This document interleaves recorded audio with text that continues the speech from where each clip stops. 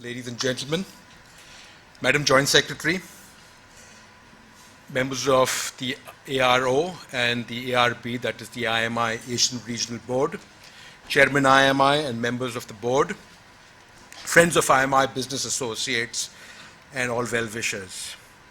Welcome to the second edition of Dialogue, the IMI Convention 2019. Vision 2020 was the clarion call given last year, and to be amongst the top 10 markets in the GMR system, which is published by the IFPI on a regular basis. I think we've done well. In 2018, we ranked at 19th. Despite all the headwinds, we are in 2019 at 15. 150 million US is the gap that still exists to get us in the top 10 markets, achievable for many reasons. And all the numbers that I'm quoting are from the GMR report, which is the IFPI published report on an annual basis. And these are vetted, and there's a process in which these numbers are fed into the system. Low-hanging fruits that will kind of take us closer to our destination is sync revenues, something that IFPI, IMI, and its members are working hard on. You have a $2.6 billion digital pie, and that's the opportunity for sync in India. We've done a number of workshops. We're working across various platforms to kind of evangelize and get the advertising fraternity, the advertisers, the ad filmmakers to understand the value of sync licenses. On an average, an emerging market does around about $15 to $20 million on sync. In India, we're at 7, so there's enough of space and headway for us to move. I think a big challenge for us is driving traffic to legitimate sites. As per the last IFPI IMI study, which is the digital music study, 76% of the consumers surveyed in that study at some point in the last 1 year accessed music and downloaded music from pirated sites. And I think that's a challenge for all of us. I think the first challenge is for the industry to work with the stakeholders, starting with the government, who has a great program in CPAM, at the regional level with people like MCDs, with parties like MCDC, which is the Maharashtra initiative, and the telcos along with the DSPs. I think the first objective for us is to move this number from, it was 90% 2 years ago, it's come down to 76%, but I think there's a lot of scope for expansion, and I think we've got to put our heads together on how to drive this, and we cannot do this without the artist community,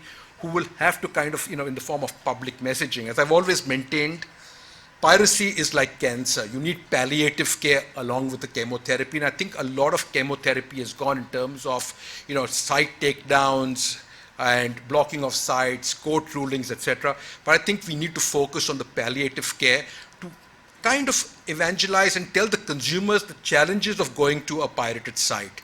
What happens with the malware. A very popular site, sadly for us in India, is a site called songspk.com and its various variables.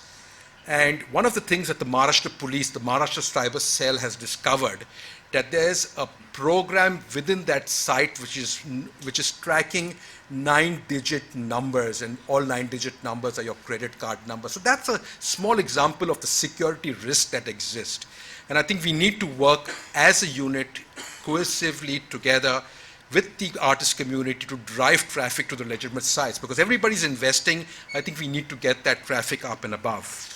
And as I said in my earlier comments, CPAM has done a fabulous job. MCDC has got a fabulous program going. We need to expand that, and training of personnel, etc., is ongoing, but we need to ramp that up, and we commit ourselves to kind of working together with across the stakeholders to make sure that by the time we come next year for Dialogue 2020, this percentage has come down. Lastly, another low-hanging fruit that is there is PP revenues, public performance revenues. An emerging market like Brazil has $75 million in terms of PP revenues vis-a-vis India. approximately 14 million.